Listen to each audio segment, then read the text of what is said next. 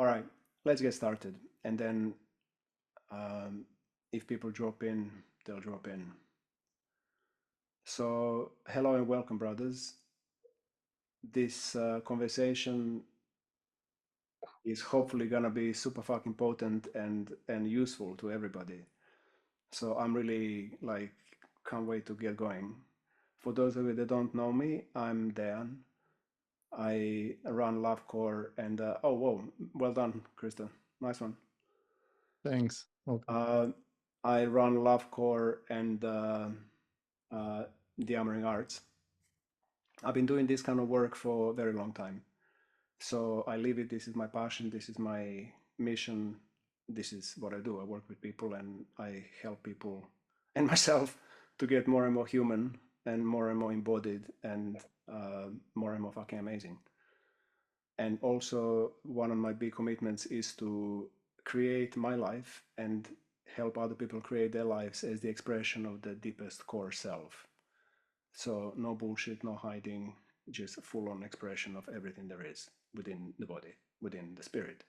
So, that's my commitment, and I'm speaking to you out of that outlook on life, if you like. And Matt, do you want to introduce yourself a little bit? Yeah, hi and welcome everyone. My name is Matt. Good to see familiar faces and see new faces. So appreciate you being here today. I'm a de-armoring practitioner, sexual educator, consent facilitator, self-entrepreneur since 15, 16 years on the road. Been living nomadic, traveling around the world a few times, live now in Sweden. And so I've been working for approximately 10 years, mainly with women. So I was a de-armoring practitioner, doing cervical de-armoring and sexual healing for women. And this work has been shifting over the last 5 years in working more and more with men. And recently I just checked in, my last 5 clients I had are only men, and I'm so happy that this has been shifting, and it didn't shift by me doing it. It just shifted because something in me changed, and the frequency, the resonance was just like more men coming towards me and asking, so how the fuck does that work? And I'm just so happy to share my gifts and my findings and my experiences with men, kind of not running your own head against the wall, trying stuff out that you don't know where it's going, and finding myself as well, with the theme of being a man. What does it mean? And struggling as a man, and not having men in my environment, in my life, that I can actually really ask, so how do you deal with such and such? How is that and that going?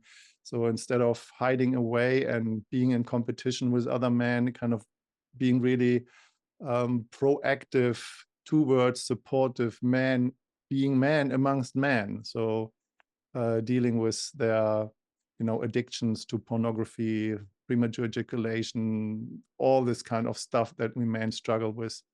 And yeah, happy to be here today. And Deanne and I, we are a part of the de-armoring arts, the de-armoring training, where we have as well men and women in there. And yeah, so happy to take that theme out for men only today. How to become a dangerous man Or not? or a harmless boy, and what's the difference? And we want to chew on that a little bit and what it meant, and give it back to you, Diane. Before we carry on, guys, that you just joined, Arif, Peter, and Ali, can you please turn the cameras on so we can all see you? This thing needs to be seen. So at your leisure, please get your cameras going. Thank you.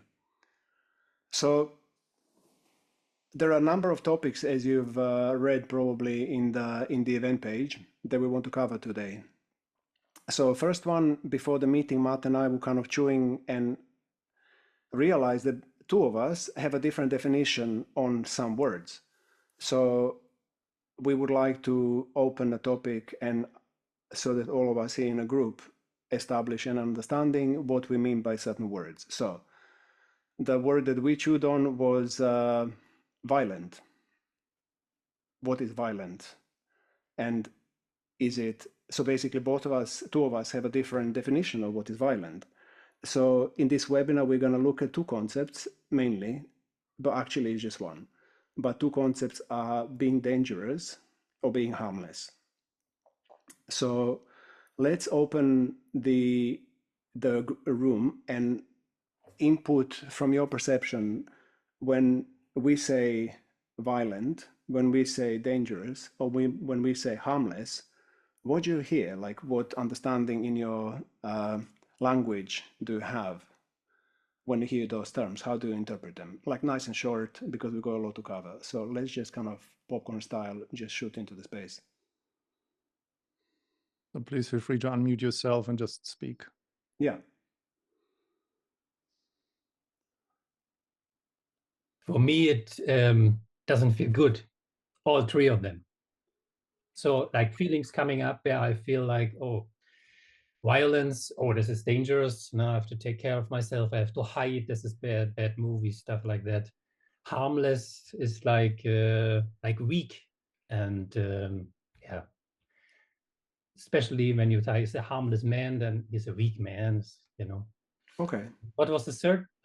Danger. No, you actually Danger. you connected the violent. You said violent is dangerous, so that's kind of already. Okay. Yeah. Exactly. Yeah. Okay. Cool. Thank you, Matthias. Someone else. Yeah. When I hear violent, I get the intent to harm. So it's about the intention. Okay. Thank you. Someone else. Yes. Yeah, For me, what? Can I go? Go. Is that okay? Thank you. My associations are violent is the most unsafe, unpredictable thing. And dangerous is, yeah, it's quite related actually.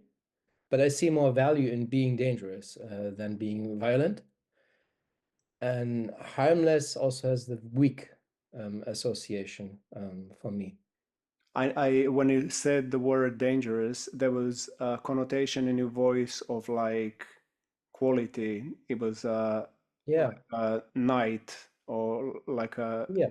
Okay. Yeah, I think you can use that for positive. That trait. Okay. Yeah. Okay. Thank you, guys. Thanks, Philip. Someone else. Dirk, you wanted to speak, or Victor? Yeah, for me, violent is something active and especially violating borders in a way, crossing the borders of someone else, going into the intimate space of someone. Dangerous depends on if it is just a kind of attitude without being active, then it's kind of, yeah, I am. That's the good connotation. But it also, if there's really making a situation dangerous, fearing me, then it has a bad connotation for me. And harmless is really something, yeah, it's boring, fall asleep, something like that. Yeah. Cool. Someone else. Can I speak? Is it hello? Yeah, then it's That gone. works. Okay, yeah, I don't know with the microphone thing. Okay, violence for me feels like yeah, out of control. Yeah, also some mean. It has a mean quality to it. Harmless feels more like that doesn't happen. It's a sort of fairy tale. It's like nobody's harmless. I think everybody is harmful. I think everybody can be harmed like that. And dangerous, yeah, I don't really see it as a positive thing, but it's very subjective. I think some people can find something dangerous and other people not. So it's like depends on the person who's receiving the danger or not. So you can even if your intention not to be dangerous, you can be dangerous for somebody. So yeah. Cool. Yeah. Thanks, man.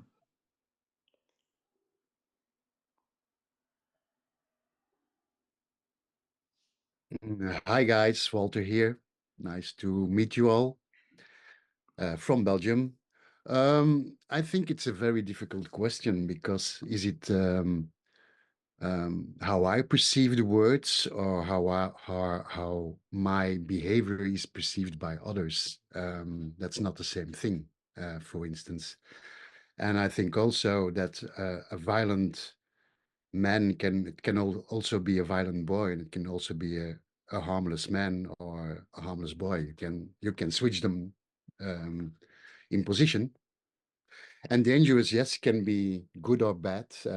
I think some dangerous things are very attractive, and other dangerous things are to be scared of. We're talking about people, not things, but people, dangerous people. Yeah. Okay. Then, well, but dangerous is not the people; it's the action that the person does, right? I mean, I'm asking. somebody cannot be dangerous. It's somebody cannot be per se dangerous. It's what he or she does. I mean, I've been called dangerous, and I don't consider myself dangerous. So then an it's not opinion. about what person does, but how person is perceived. Yes, that's what I think. Yes, Yeah. because what can be felt dangerous by somebody can, in a negative way, can be felt dangerous in a positive way by somebody else. Cool. Thank you, Walter. You're welcome. Hi guys, I want to quickly share as well. Hey, Arif. So, hey Matt, Dion. So dangerous, both dangerous and harmless. They feel equally activating when I think of it as being called that by women. So when it's impotent, I feel like when it's harmless, I feel like I'm impotent, and when it's dangerous, I also there's an activation there that I'm not. It feels like I'm like I don't know, I don't have the words for it, but it feels activating. But at the same time, when I think of being called dangerous around men, that actually feels good. It feels like, oh, there's like I take it as meaning that I don't know, maybe it feels like I might be respected by being dangerous. But violent, on the other hand, it seems like it's unhinged. There's lack of control. But this, and at the same time, being called harmless by men, that also feels like, again, very impotent. Thank you, Arif. Yeah. Thanks, man. Someone else. I can go. To me, violent feels like abusive, unsafe, and dangerous feels like a man who's in his power, like capable. And harmless feels like almost like a people pleaser, like cute little boy, do as he's told, like that kind of stuff. Yeah. Cool. Go on, one more. Then we move on. Okay, I'll go. Hi, I'm Marius. I think it's safe to say that for any man, being called harmless out of the three seems like being the most unpleasant one. So when I think harmless, as everybody said, weak and basically incapable of anything. Violent, I see it as out of control or unreliable. I mean, it's like you're not a violent person, but violence takes over. It's like you're out of control.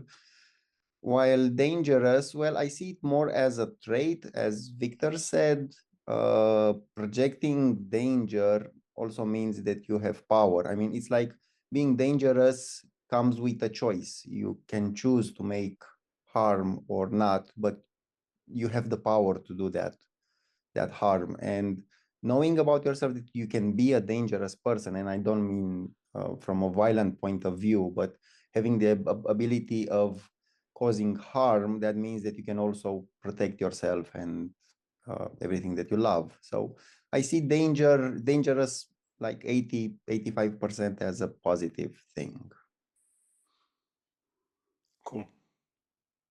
You, Dan, how do you see it? Do you want to say a few words, and then I put my 5 cents into the mix? Oh, I think I'm good. Yeah. I mean, yeah, I've got nothing. I kind of could agree with. It's just like expressing thoughts. So I mean, it's just an interesting topic, and I just want to share a few words from my perspective. I had this morning a podcast with another man who is in his 40s, and he is just like, trying to figure out where is his position in life and kind of how can he show up from a place of man. And he asked me, so how are you doing that? And what came up for me was this part, and this is what I can contribute here right now.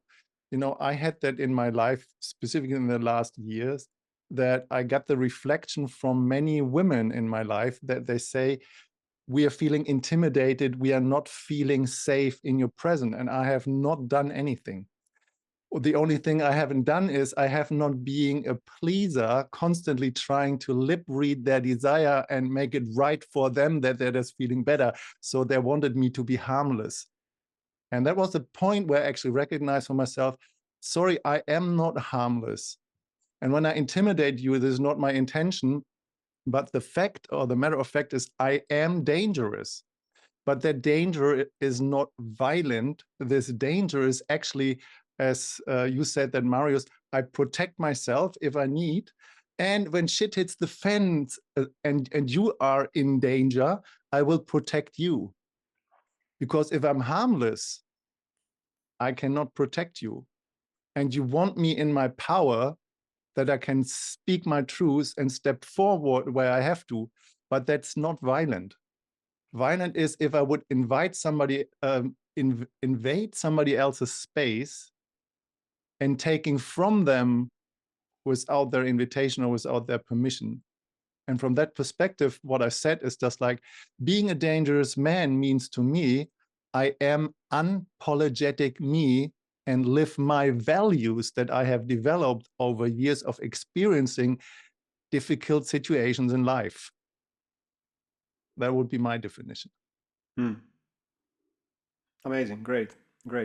So let's have another question then. So how do we see difference between man and a boy? And I'm not talking about a child, I'm talking about a man-boy. So grown individual, some are men, some are boys. How do we see the difference? Again, anybody can speak.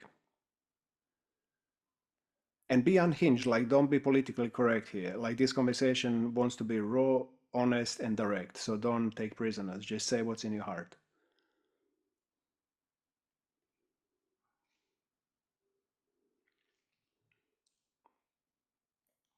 Okay, I think I can start again. The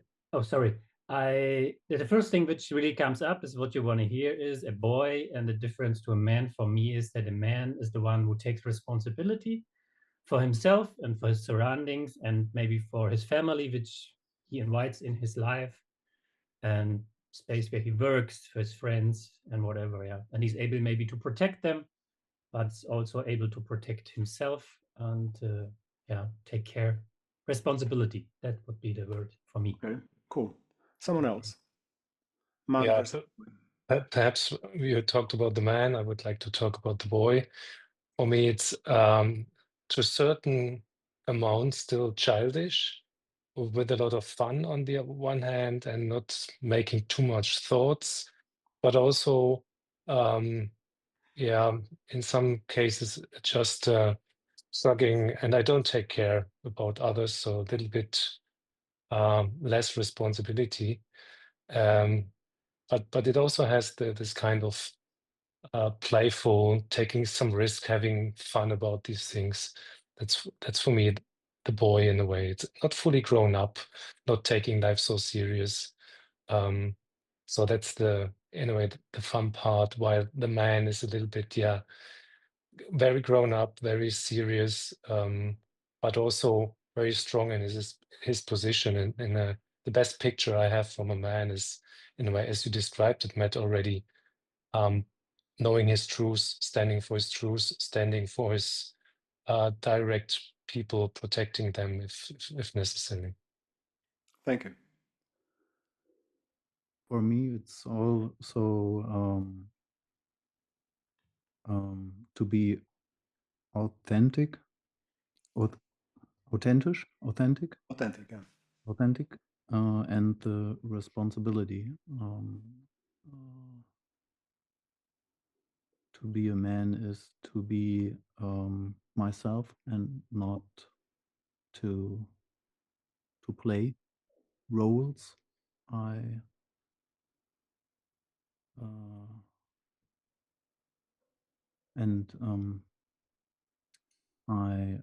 express my values and my real values, and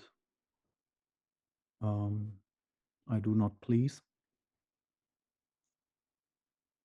And I think a boy is still in learning that. Okay, thank you, Stefan. Mhm. Someone else. Yes. I like to speak. Yeah, I was having this question lately. What I still feel myself many times as a boy, as sort of free in the world and learning and exploring and making fun and that kind of things. Don't be too much committed. So commitment is a thing I sort of connect with being a man, but also taking care of my life and people around me, and taking care of my emotions and feelings. I consider that more of the part of the man, because when I act like a boy, I can also be more emotional and less caring what my actions kind of what kind of result my actions have in the outside world. So it also has to do with responsibility. I see that. Yeah. Yeah.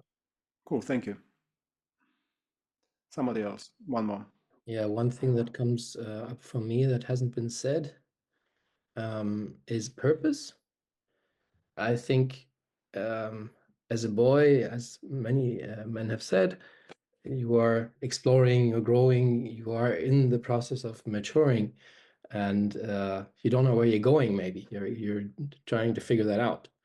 Whereas as a man, you kind of realize that life will end at some point, and you want to maybe do something that feels useful, and you kind of settle in on some purpose that you want to follow and dedicate to that too. So that would be quite a contrast between the freedom of exploring at the beginning of the boy and later on finding and kind of focusing in the best case.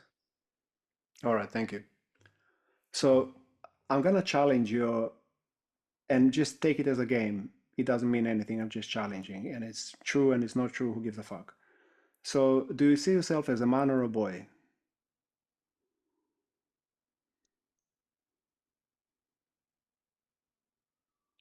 Hi, can I say? Half and half. Both. Say more.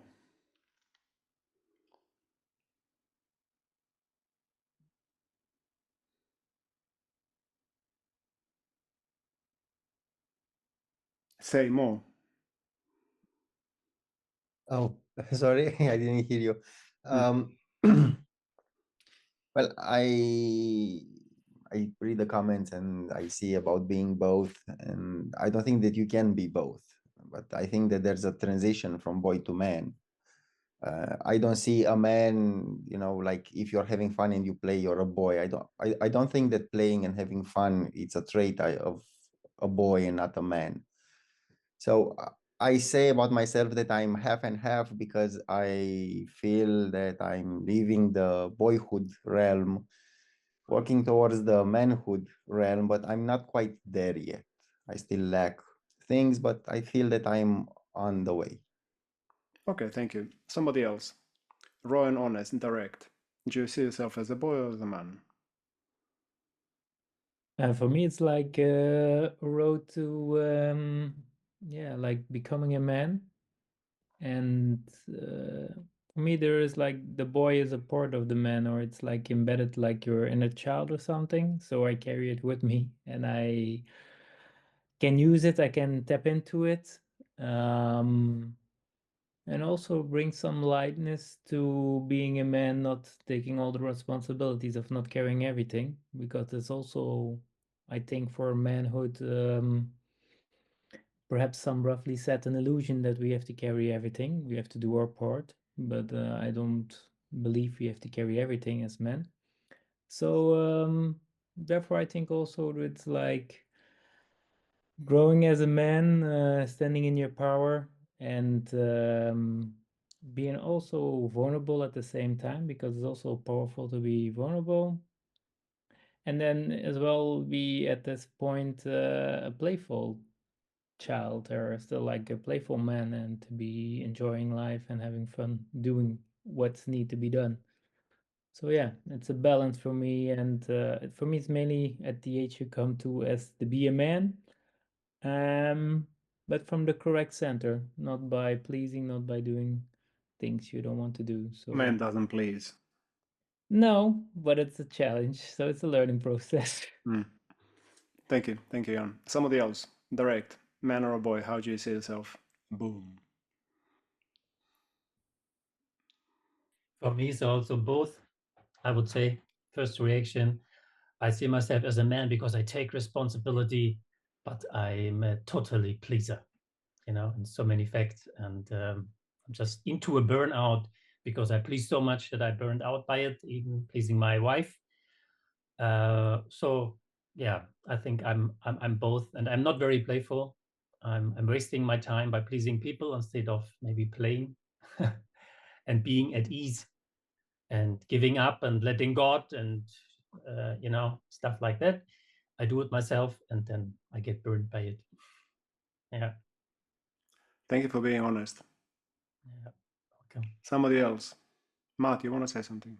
Yeah, I just would like to throw my kind of little pieces in there. And, you know, just like we're going all through this journey of life, and nobody will tell you what the right thing is. It's not written in a book. And, and I remember when I was just in my beginning of my 30s, and I just learned that later, that something called the adolescence starts when you in your end of 20s, and it just like finishes kind of mid 30, and this is where becoming a self-responsible adult just like is based on the values that you develop in your life, you know. And the way how I would describe that, you know, when I was kind of felt just like vulnerable and kind of don't know where to go with my stuff, I kind of called maybe my mom or my girlfriend or my partner, and felt like that I just needed the kind of warm, soft shoulder from my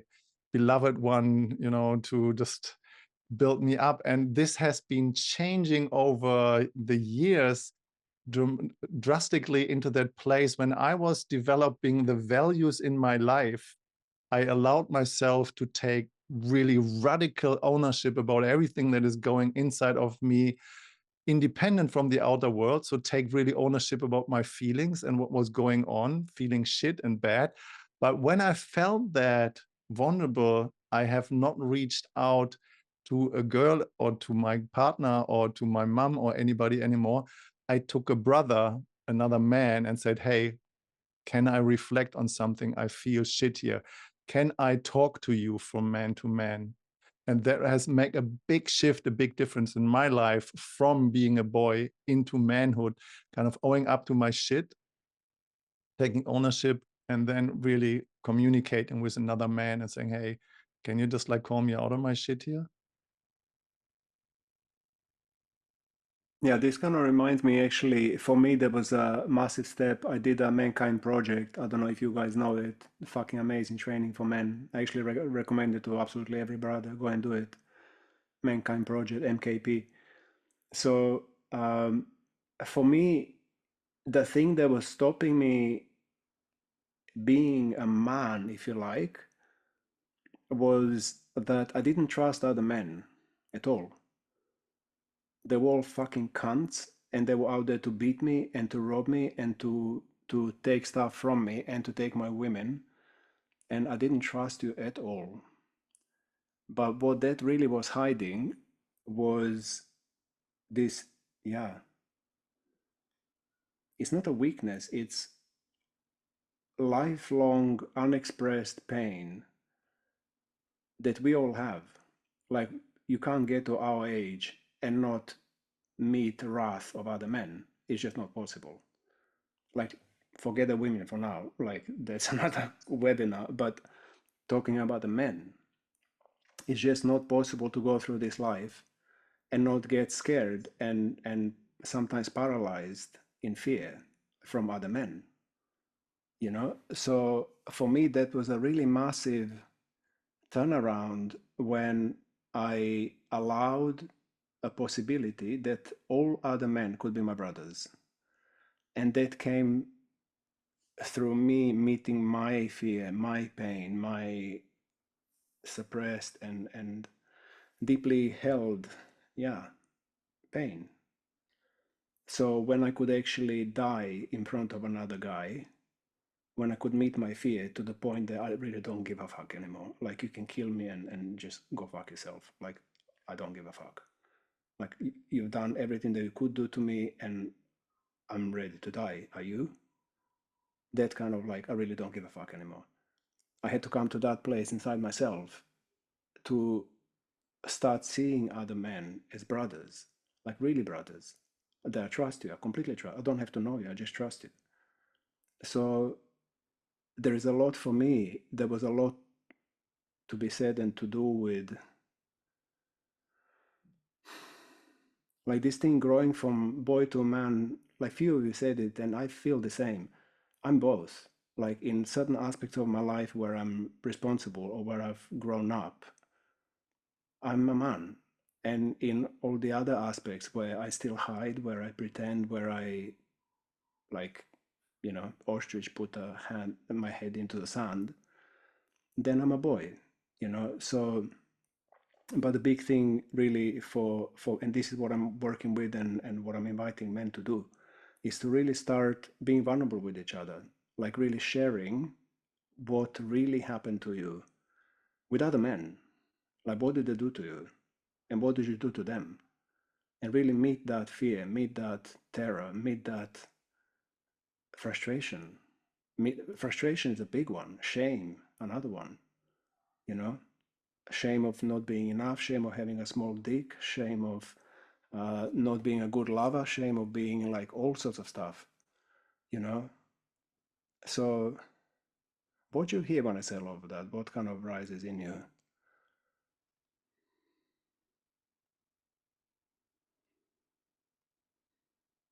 And maybe putting the question on top of that, what you just said, Deanne. So how do you recognize other men as a brother? If you do. If you do. What's the quality that you need to feel from another man to recognize them as a brother?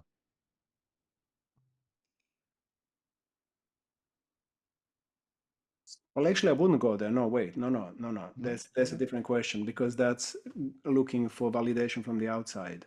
For me, the direct question is what rises within you as your block, as your handbrake, as your stop to seeing other men as brothers. Because it's not about them, it's about me. Something had to shift inside me, and as soon as truth happened, immediately, instantly, I see all the others as brothers. It wasn't about they had to do something so that I could trust them. It was I explicitly trusted them because they were men. It's like, so after my sharing, what opens up in you? How do you see your journey in relation to what I said? I can share something.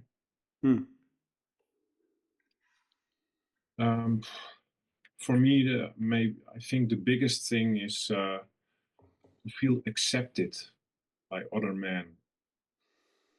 And I have the feeling that that they reject me for who I really am. If I really show myself, my vulnerability, my softness, my gentleness, my sensitivity, insecurity, and it's true, because in the world, a lot of men, maybe it's not true. If I stand in my power and stay in this, then maybe it will not happen. But because I have this insecurity or fears, when I show myself in front of macho men, and there are a lot of them, then they, in a way, they push me down. So I know this, and I can also make myself bigger. I know this, but yeah, that's not who I really am. Thank you for being vulnerable and sharing that. Dirk? Yeah, just trying to collect all the thoughts I had in my head. So if I look back in my past, I had a lot of good friendships. But as Joost also said, this kind of macho man being, to a certain extent, in my way I looked at them being dangerous, I was also very painful and tried to avoid any kind of conflicting situation of being in competition with these kind of guys. And nowadays I know that nearly 80% was taking myself down and making me considering myself as having no chance against these ones or whatever. And when things started to change in my life, when I realized that my picture of being a man was driven by the picture of my mother of men. Mm-hmm. I'm a child of a divorce. She still has a very bad thinking about my father. Mm-hmm. My father wasn't present. There were a lot of situations where I was really upset from him because I had not a good relationship.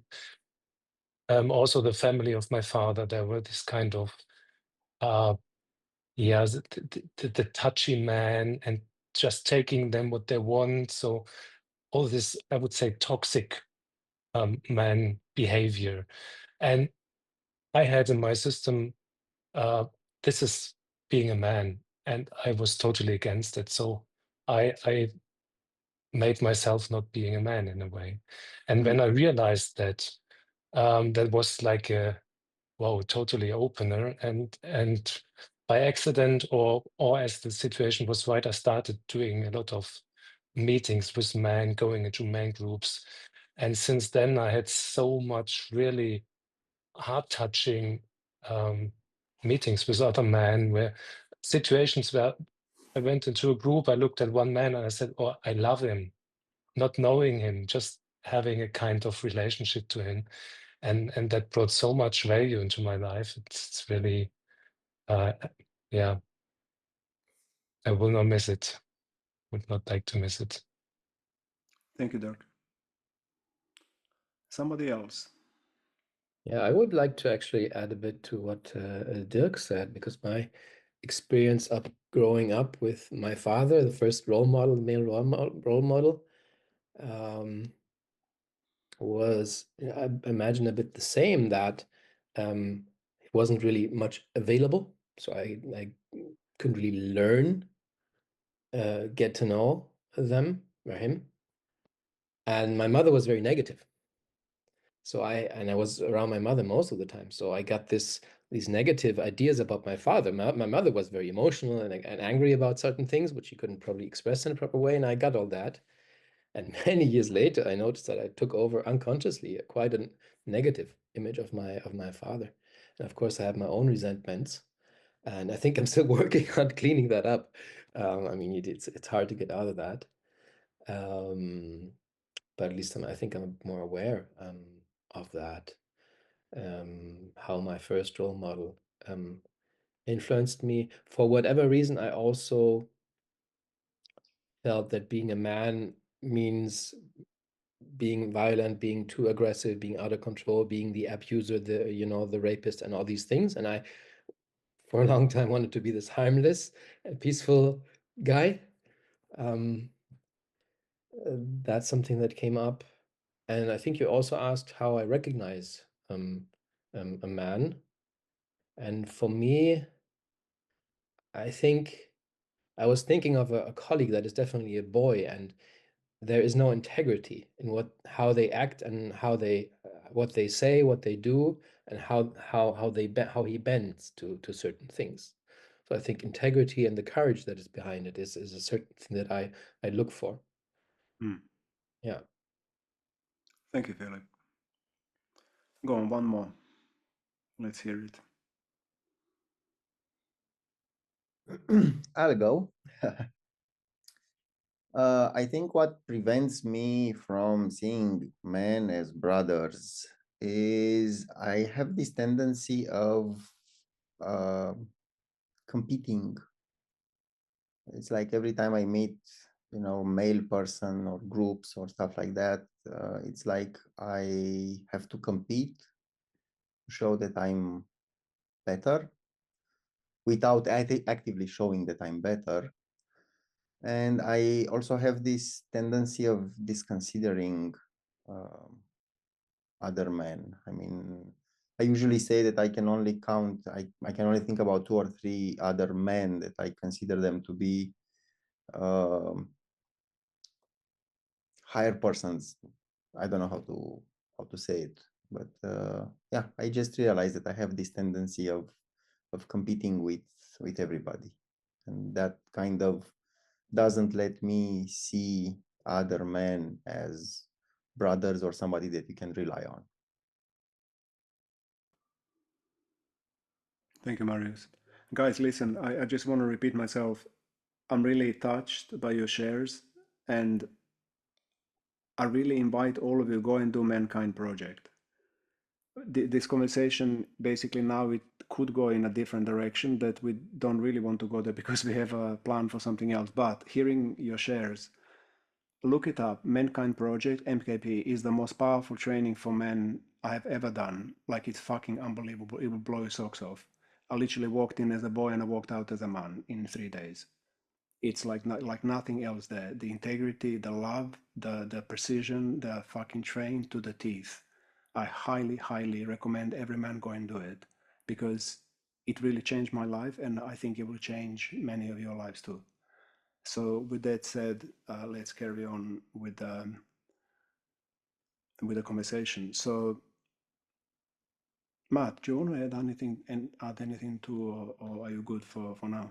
Well, I actually started to laugh the vulnerability you guys have opened up and share from that perspective. And I felt touched, and I feel grateful for your honesty and for your direct sweetness of sharing that. So I appreciate that. And what came up for me was just a feeling of gratitude and adoration nearly. And my question would be the next one. That being in our power and our strength, kind of sharing, what is it that you don't want other men to know about you? What is it that you would normally hide and kind of put away? What is it that you would like to put into the fire to show that we are strong when we are weak, and whatever that weakness is? And just like what is an expression of being shameful with, just like how you suffer with something as a man that you supposed to be strong with. So that would be the direction. But do you have another direction you want to go here, Dan? No, it was actually it was similar. It was the same actually. It was going to start depicting how to actually see other men as brothers, and what can we do, what can you do to actually create a relationship with other men, to actually don't shrink and don't, what can actually can be done to help men see other men as brothers. So it's kind of the same direction. So, but let's take let's kind of stay with the Matt's question for now. So, how about we hear it from a couple of you? Like, just be raw and honest. Like, what do you hide in front of other men? Like, what's the dirt that you don't want them to see? And hence you kind of shrink and you make yourself smaller and you hide away. I think for me it's also a bit related to the circle where I'm at, because I get good circles where men are open and vulnerable and can show themselves. But at some places there is like, I can do it to a certain extent, because otherwise men will be like getting into their ego and going up And that's sometimes hard for me to just like, okay, be still there in this vulnerable place, like, okay, and not be like, be pushed down at the same time, like be vulnerable, but not be pushed down. So I think I've got good places where I can be just like sharing. And a good thing is if you learn it more there, then you just unconsciously do it everywhere. And you can meet a man in the shop and just give him a good hug because, yeah, you got a good vibration together and the world besides you falls away. But I think it's just like still feeling safe inside that you can be this part of you as well. Like it can. Wait, that's not that wasn't the question. The question, what we're looking for is we're looking for some dirt. What are you hiding? Like what don't you want other men to know, and hence you hide yourself and you don't want to be seen? I give you an example, just like to all of you. I just recently started AA for love and sex addiction. And the first step is defining an addiction. And I have a hiding mechanism that I have an addiction to horniness. And I feel like if I'm sharing that I'm a horny guy, that I'm being judged as a pervert. So I love to be horny, and I use my horniness for a spiritual development. And I'm ashamed of that. And I was trying to hide that for many, many years. So as an... So what would they do then? What would be a reaction, no reaction, like, yeah, reaction of that action? So you hide, and what is the result in life? What do you find that, what the mirror of life shows you as a result of you lying about that or hiding it? Is that a question to me? Yeah. Okay. Well, I mean, in the first place, I'm afraid of being judged. Okay. And being made wrong. Okay. And mainly I withdraw from life and isolate myself. Okay. So the actual result or the action or the consequence of your hiding your like need to be horny in front of other guys in life. No, I wouldn't say that there's a need to be horny. It's more like as if I'm going out, you know, if I'm horny and I would just share to the world, hey, I'm just a horny man. I love to be horny. That people judge me and that's wrong. You know, the police will come and catch you and put you in prison when you. So that's what I mean. So you hide your horniness. Yeah. So then the result of that, the very fact that you hide your horniness, that the result of that is that you're actually isolated and alone. Right. And what I'm doing is I'm cutting my aliveness off by being in this hiding mechanism. Wow, like compressed and suppressed and unexpressed and alone. Yeah. That sucks. Yeah, that's I mean, that's hardcore, but it's so subtle that why would I ever share that with anybody? Yeah. It's better to suffer that consequence than to actually face the potential of being laughed at and excluded and police called on you for being this fucking sexual, horny, whatever. Yeah, being finger pointed and laughed at. Yeah, is there also predator like connected to it? Like you're seen as a predator, or is it just the shame of like laughed at? I mean, the predator is one part of that being made wrong and kind of this sensation of guilty being, but the predator is probably this part of that I shared in the beginning, being in my power. That means being in my strength. And I'm saying I'm a horny man where I'm not safe amongst women, because if I'm a horny man, then I'm predatorial and I jump on the first woman that is just like available in a way. And so if we take the conversation a little bit further, so then what would that be a reaction? What would life show you? How would women react to you? If you I mean, this is total exclusion. That's total rejection. Yeah. Yeah, that's fucked. Yeah. I mean, it's quite amazing. So thank you for your honesty. I love that. So like I kind of drilled into him a little bit just to demonstrate the depth of prison that we dig for ourselves. And we all have it in different aspects of our life.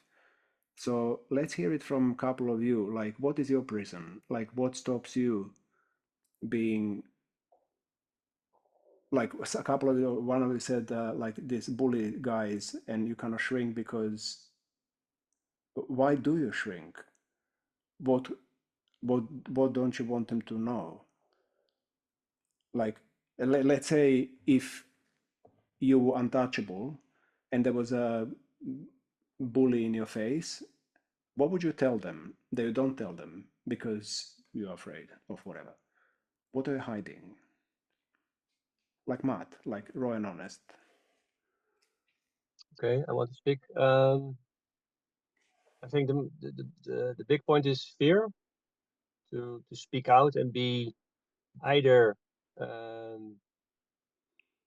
violated maybe by somebody, by a man, can be violated. I had fights when I was younger and I was too outspoken, or so I don't want to have fights anymore. I want to get rid of fights, but it's also, I also have it when I see strong men, or for me, I project that they are strong men, and I'm getting scared to speak my complete truth. To why I do that? Because in my mind, I sometimes make men wrong, you know, because they're stronger. It's a sort of jealousy, maybe, like this jealousy, probably. Fear to be as strong as they are, maybe. They just show it or they just don't care. And then I'm going to withdraw a little bit. And in my mind, I'm going to make them wrong. I see that as a pattern, you know, and that's fair. For me, it's very disempowering because I just, yeah, be quiet and just make other people wrong, or men wrong.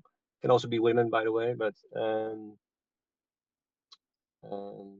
so, and I pretend to be nice or friendly or neutral. So, you know, that's it's not. But what's really going on inside you? You pretend to be nice and neutral, Yeah. being honest, but what's actually in your head? Irritated sometimes, because some people are very irritated. Some people are, they take a lot of space. That can be very irritating to me.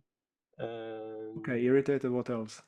What else are you hiding? Yeah, jealousy. I think jealousy too is also a thing I don't So like. if let's play a game. Let's say you're talking to me and I'm one of those guys that you are like jealous of. So how would you express?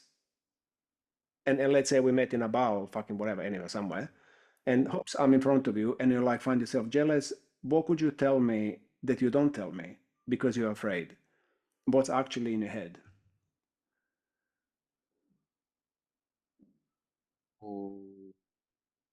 Good question. So what is it? What are the actual thoughts that are going through your head? Yeah, it depends on if somebody is really, you know, making a lot, sort of showing off a lot. Let's say, let's say, talk about how great his or your, in this case, life is, and then I may be irritated, and I maybe not show that irritation. You know, No, but how would you? But that's what I mean. I'm kind of asking you a direct question to tell me what you're not saying. So you're irritated, Okay, yeah, but you're irritated. just shut up, blowing yourself up, man. Just be real. Just be, you know, why you have to make yourself bigger than you are. You know, just be real. And I don't want to follow on with this conversation anymore. It's like, you know, I don't like it. Something like that. Yeah. Cool. Yeah. Have you ever done it? Maybe not in such a bold way, but I do it in more like, then I say I just gonna do something else. Or I say something like, I'm full now. You know, it's like I sort of don't really be the straight, like I don't like it at all, but I just say something. I don't like the conversation, or I go somewhere else, or you know, something like that. But So I I don't have a stay in challenge for you, conversation. Dennis. I have a challenge. Take it or leave it. It's just for fun. So next time you find yourself in a situation where there is another man, it can be like, I mean, okay, maybe he'll be blowing his trumpet and he's like, but maybe it'll be something else, you know, like it doesn't have to be something that will put you in physical danger because I don't want you to have a fight. But like something that is kind of obvious that you're not being honest and you're kind of playing safe, or you're playing small, or you're being politically correct, or you're kind of talking white gloves, you know, like English people, and you like talk around the bushes rather than go straight. So challenge is to, from the heart and connected to balls, to courage, I mean, just tell them how you see the situation and deal with it like a grown-up. Not confronting, not threatening, just expressing your truth from the neutral perspective. You know, not picking a fight and not being aggressive, just expressing what's actually going on inside you. Do you want to take it on?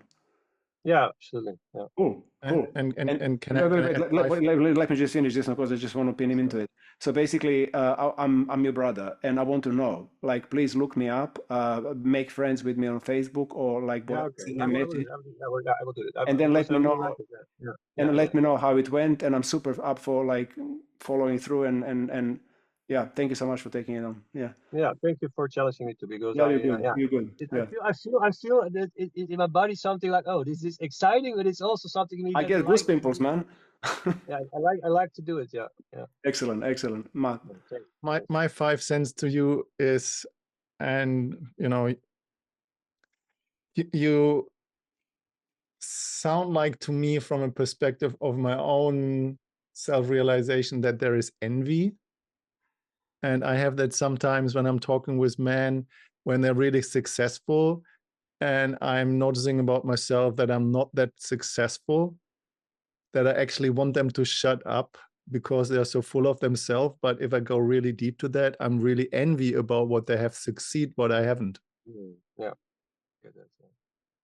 And that's always a good place. And I've learned that over the years when I felt that enviness saying, hey, I'm so envy. It's not like that I don't want you to be so successful, but I'm envy that you are successful and I don't. I just want to know, I actually really want to know, how are you doing it? Can you give me a secret or what's going on? I feel like a failure when I listen to you. Yeah, great. You can say that. It's hard to say that, of course, but it's, yeah, if you can say it, it's great. Yeah. I really hate envy. I really hate. It's one of the worst things I can experience. Expressing it helps. Yeah, great. I'm envy. I just wanted to respond to Yo's question about MKP, but I don't actually understand it. Can you just ask me, like in words, what was the question about MKP? You wrote it, but I'm not really clear. Thank you.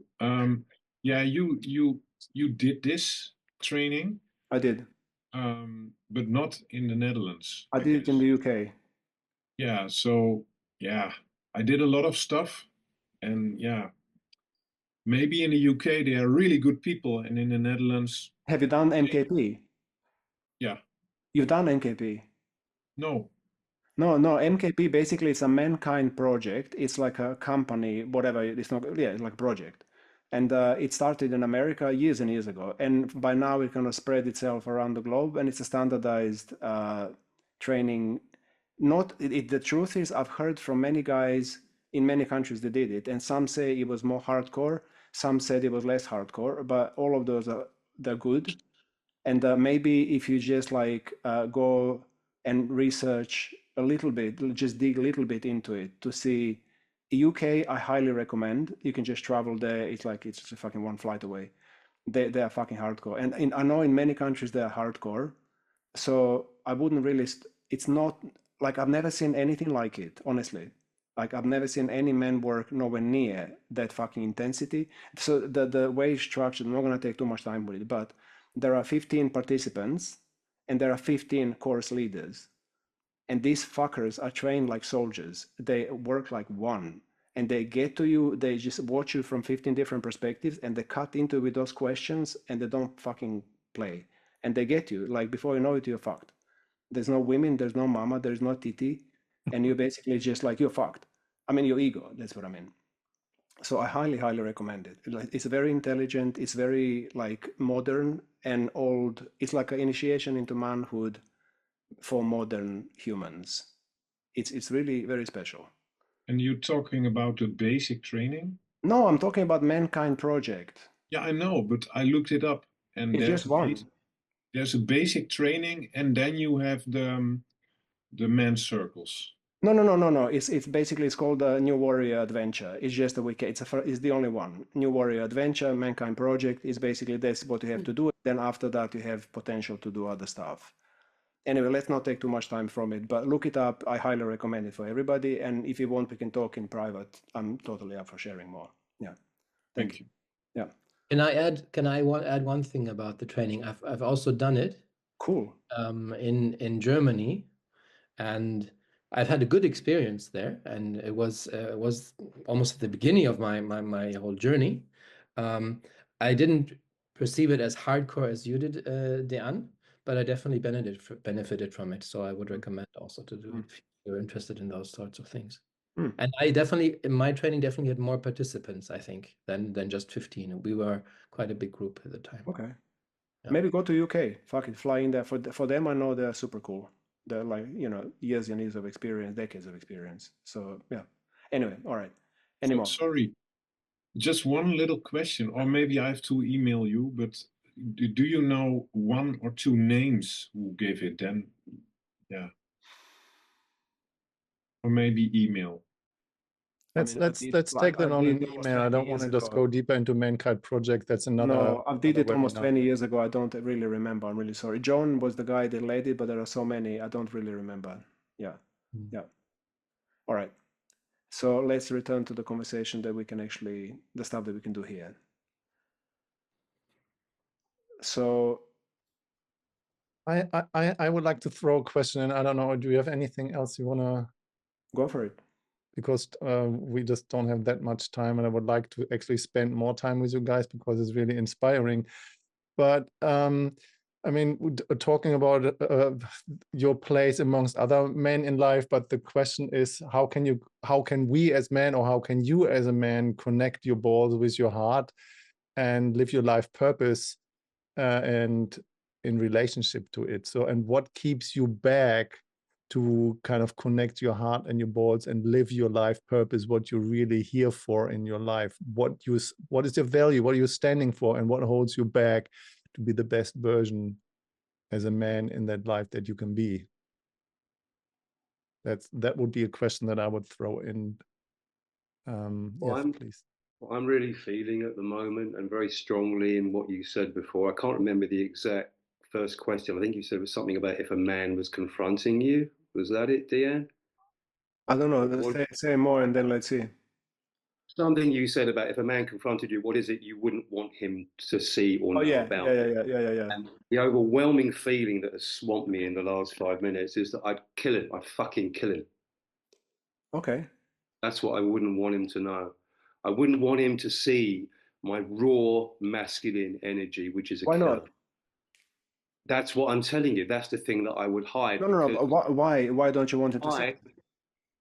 Because I was fucking abused by a man when I was a kid, and that was one reason. Number two, my father used to bottle up his anger, and about once every 10 years it would blow, and because it had been repressed for so long, when it blew, it just frightened the shit out of me.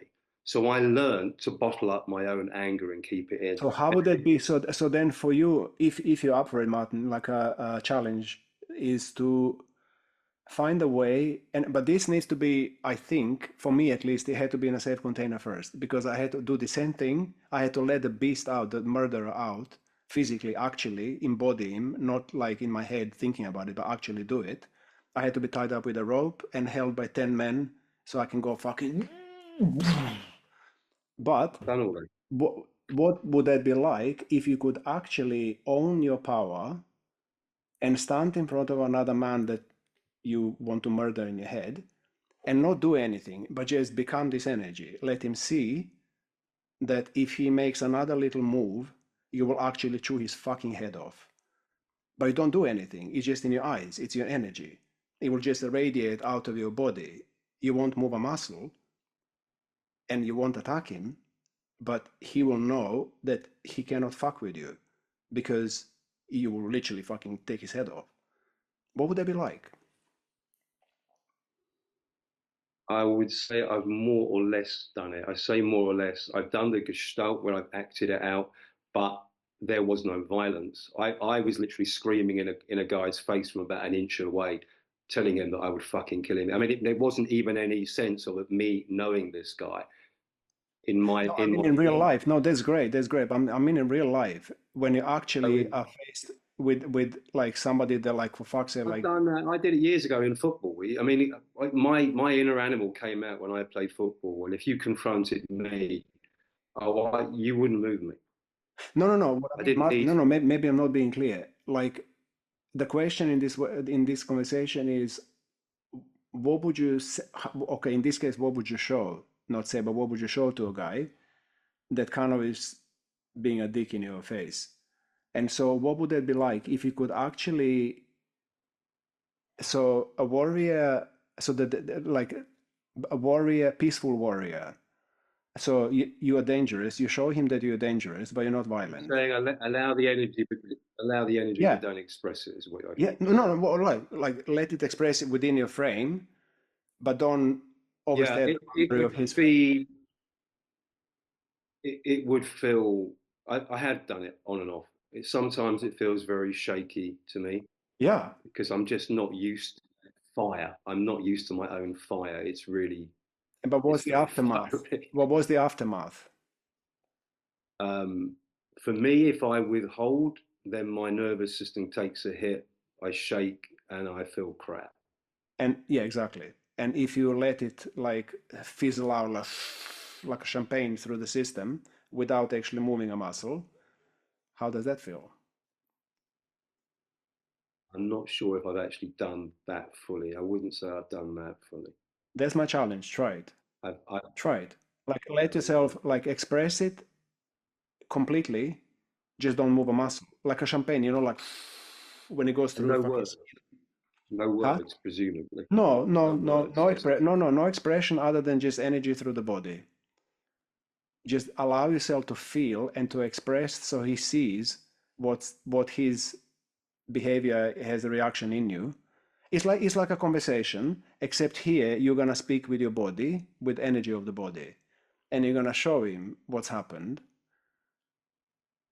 Are you up for it? This is it's going to have to be set up in a contrived way. If I just do that with some stranger, it's going to cause a problem. No, I don't think it will. I think you might be pleasantly surprised. Like, you're not in his face. I'm not asking you to be violent with him and to violate his boundary. I'm just asking you to be actually honest about how you feel. And if that means with someone if that means walking out in the middle of conversation and say, man, I find this utterly fucking boring later, and just walk out, that's also okay. Like, just be honest. Be honest about how you feel and what's going on inside you in a very non-violent and peaceful way. But just be honest, give yourself permission to actually exist how you are and not have to hide it. That's the challenge. That's the invitation.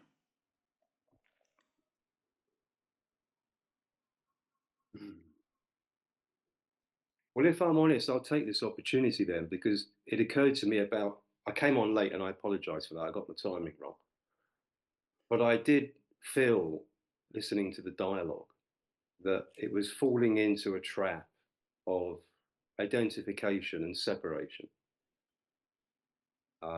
This whole, I identify as a man and I identify as a woman. And my whole sense is we're moving beyond that. It's an old paradigm. And as long as we identify with form, there's separation. This is not a conversation about that. But it is. To me, it is. It goes deeper because my temptation is just to say, thanks, guys, but no thanks. I don't want to spend the rest of my fucking life trying to work out am I a man. I'm a man, any body. I've got a man's body, I'm a man. But I don't want to get into the whole identification thing with it about a man should behave this way or should behave that way, because I just feel we're leaving that all behind. The reason we are labeled, yeah, here. The reason we are labeled particularly true to me. Yeah, so I get it. I was just going to go, which felt a bit rude without even saying hello. Maybe you missed basically like the setup of the conversation was we were depicting, because Matt and I had a conversation before the call and just about the topic of being violent. And then we realized that both of us had a very different, literally opposite meaning of what I hear when somebody says violent and what he hears when somebody says violent is very different, how we interpret the same word. So we started the conversation, this webinar, by opening to the group, what do you mean when you say violent? What do you hear when somebody is dangerous? What do you hear when somebody is harmless? Not to identify as, just to depict the intellectual understanding of the word. So this is how we started. So there is absolutely no Like I identify as a man. No, not in my presence anyway. So this is basically not a conversation about identification. It's actually just about reality of life. So you're free to kind of sense deeper into this, and you're also free to leave if you want. But my challenge for you still stands. If you're up for it, I think it will be very, very refreshing for you to try that in life, to actually be honest with guys and women. I can be honest, but you're saying do it without telling them that this is some kind of an exercise. You're just literally saying wait for a moment organically to arise. Yeah. And then don't say anything, just literally stand there in my energy and see how they react. Yeah. Basically, like, look, I lived in England for 24 years. I know English people, you know, and I love it.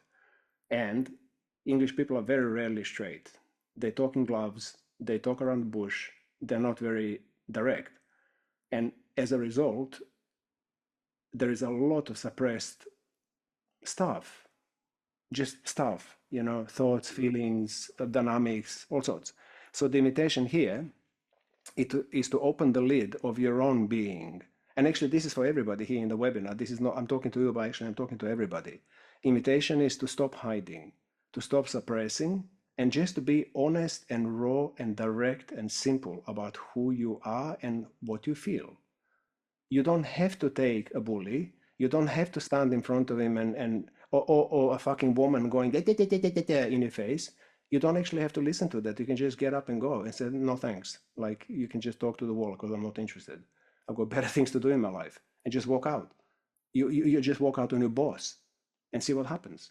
Like just stop taking shit and stop hiding. That's the invitation in this conversation, because this is the access, at least in my experience, the access to being me. And it's easier to be me in life if I give myself permission to actually express, just to express.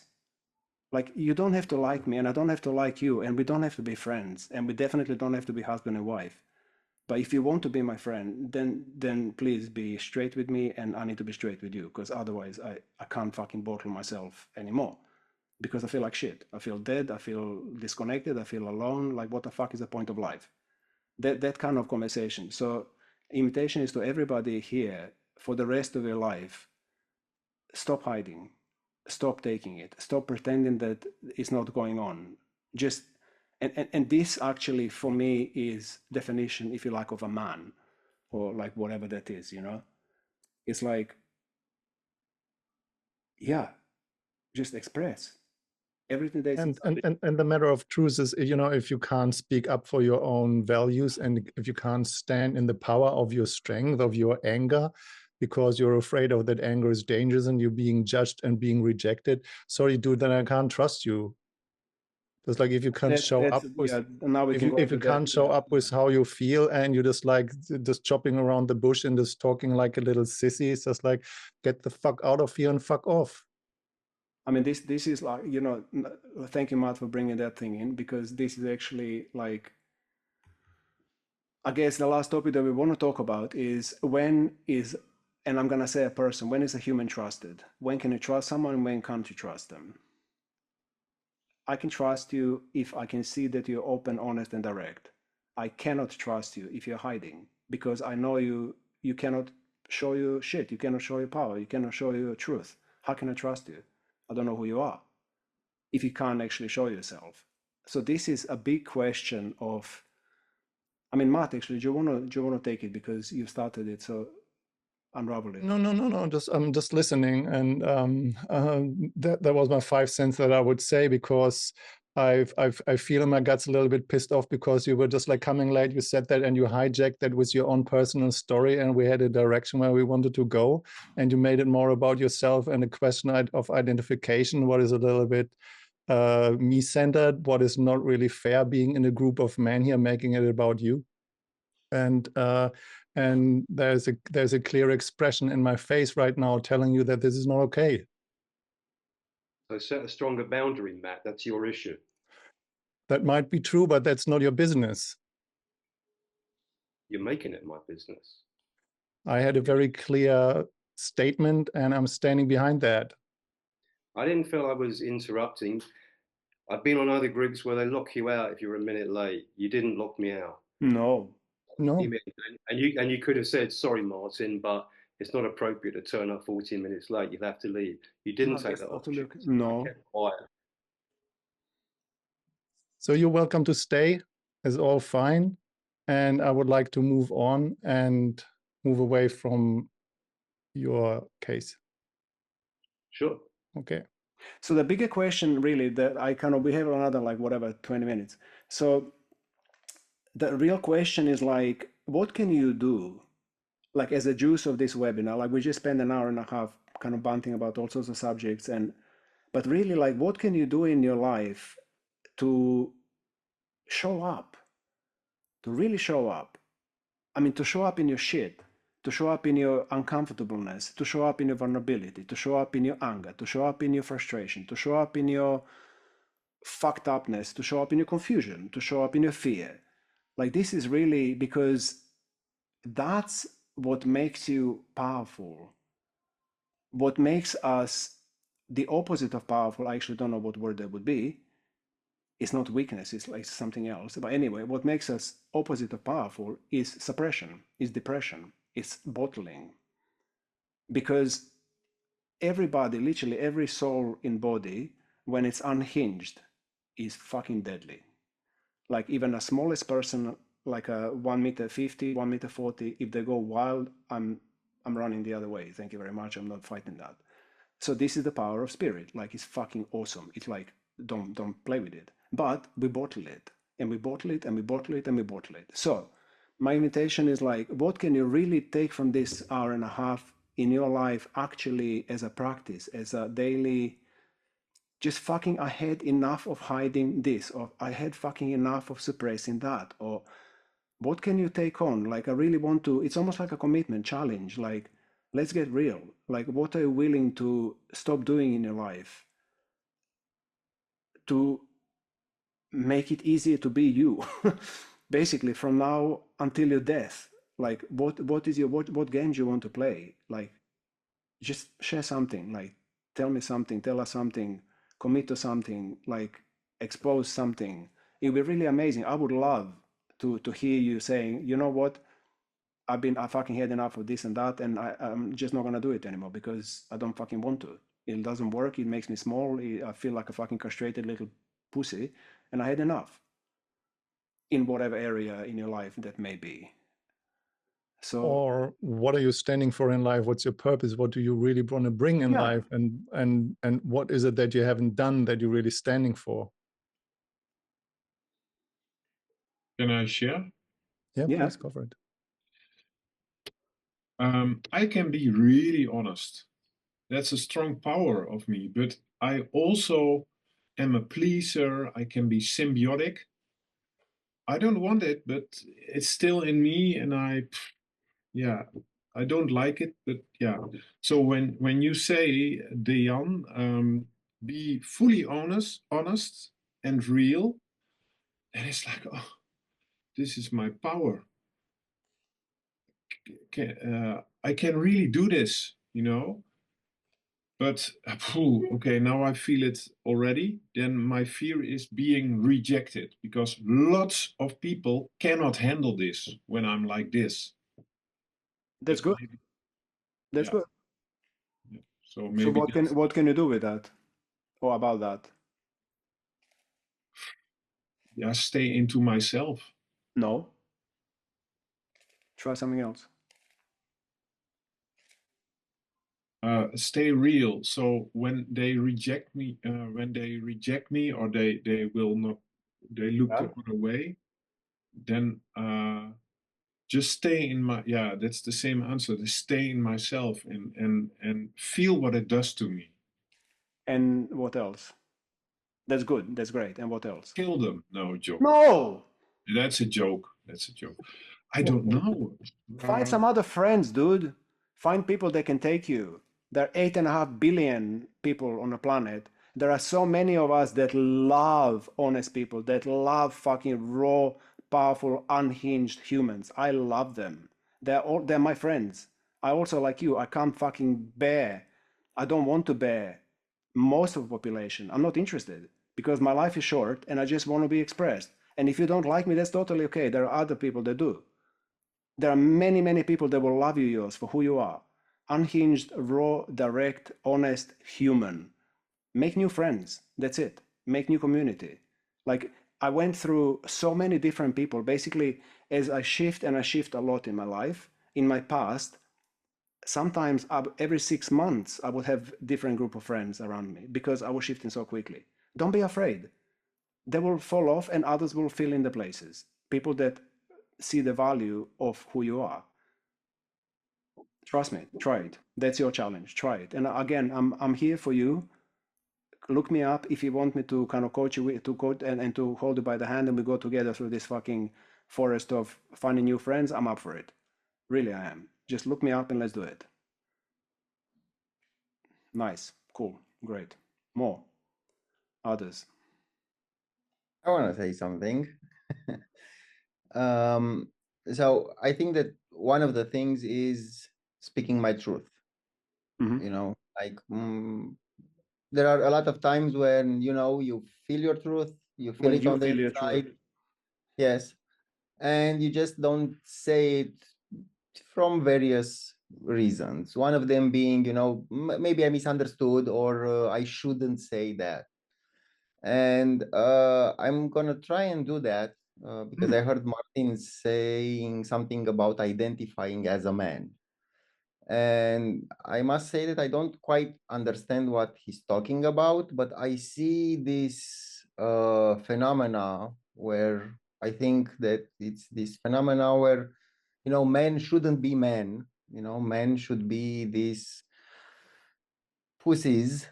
I've been to a couple of circles where it seemed like the whole idea was like what I heard was, you know, stop being a man and be more of a pussy and stop identifying and stop, I don't know, having labels. And I personally don't agree with that. I think that this world would be a better place if men would be men and women would be women, and we would embrace our qualities, traits, defects, and stuff like that. So I must say I don't understand what he said by what he meant by this is a place where it's about identifying as a man. No, it's not. Mm. You don't have to go there. It's not. Okay, So so my invitation to you, Marius, is basically take it or leave it. Again, challenge is like don't stay in the circles like that, and No. be honest to yourself. Like your truth is the most important thing to you. So just whatever you feel, do that. And if it feels good to be somewhere, then be there. And if it doesn't feel good to be there, literally in that moment, you just get up and say, thank you so much for your time, and I'm off. You don't need to justify, you don't need to explain. You're a grown man, a grown person. You can just act. You don't owe anybody an explanation of your actions. Actions have consequences. So consequence of you getting up and leaving is that you just got up and left.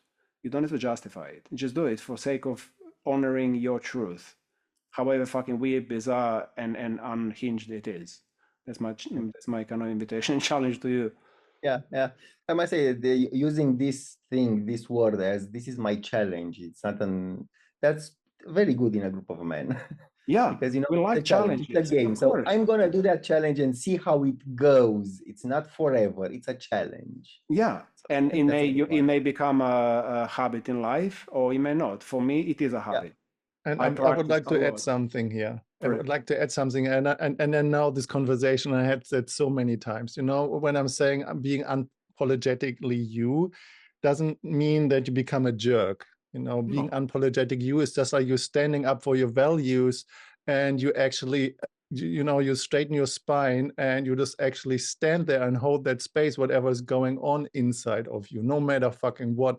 That doesn't mean that you have empathy and compassion for what's going on. And if you actually a jerk and the world is reflecting that back to you that you're a jerk, then just like have a look and reflect back to yourself. Because the world will show you. But you know, if you only listening to people who showing you that you're a jerk, who coming from a victim mentality and you are dangerous because you're in your power, I just put my finger up and just you know, this is not my world. I don't want to engage with this kind of people. I mean, you don't even have to get angry with it, just get up and go. Like literally, like there is really, like, you know, what is really becoming apparent over the last 6 months, to me at least 1 year, is that right now life is getting so real. It's April 2025. Nobody sleeps. Everybody's cooking in energy. The systems are collapsing. Everything is fucking reinventing itself. And we are reinventing ourselves as people. And I think in this time, it's really, really important to stop fucking selling ourselves short. Like, I just want to live whatever I was meant to live. And if that is not in line with someone else's idea, I'm really sorry, but there's nothing I can do about it. I'm not going to stop being me. I'm going to go that way because that's where my star is guiding me. And if the rest of the world wants to go that way, that's okay. You can just go. I don't want to fight. I don't want to argue. I just want to live my life, live my truth, express myself how I want, and without any anger, without any resentment, without any breaks. And I'm just going to live it because why not? So my invitation to you is do the same. Like, you don't have to fight anything. Just like start living your truth and start expressing yourself how you want to be expressed, and start mixing with only with people that you actually want to mix with. And if you don't want to mix with someone, just say goodbye. Like, you don't even have to show this. Just say goodbye, ciao. Like, I've got better things to do in my life. I really need to go. You know, I can't wait anymore. I don't want to wait anymore. So like, and you know, the thing is that there was a slight touch on the topic of, do you need to be a jerk? Of course not. We are souls. We are God. We are love. This is the prime directive. This is the prime force that moves us. We are love. So as long as I'm loving to me and to everybody else, it doesn't mean that I'm going to like everybody. I'm going to respect everybody. But you know, the word like in English is an interesting one. I like you, I'm like you. I don't like you, I am not like you. That's all it means. Either I'm like you or I'm not like you. I can't fucking be like everybody else. I'm like someone's and I'm not like some others. So I like someone and I don't like someone. That's okay. That has to be like, world is big enough for all of us to exist peacefully and coexist. So my invitation really as the end kind of word is like, you know what feels good. You know what your truth is. Just stand to it and feel it and live it and breathe it and express it like a peaceful warrior. If somebody tries to cross your boundaries, show them your teeth and tell them to fuck off. Otherwise, be a loving, gentle, kind human being and do whatever fuck you want to do without harming others. Live your truth, express yourself, like have fun, create amazing relationships, amazing businesses, and stop hiding. Stop hiding.